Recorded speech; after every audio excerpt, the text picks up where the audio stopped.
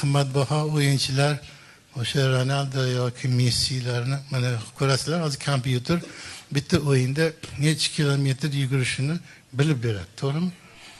15-16 kilometr yuguradi shu o'yinchilar. To'p bilan va to'psiz, ya'ni doim harakatda, mehnatda.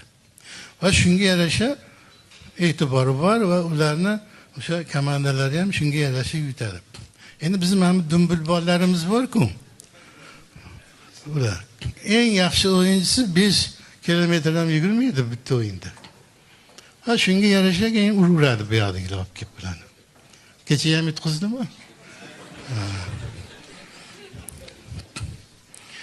Bularni hammasini bo'yniga omoch bog'lab dalada qo'sh haydash kerak.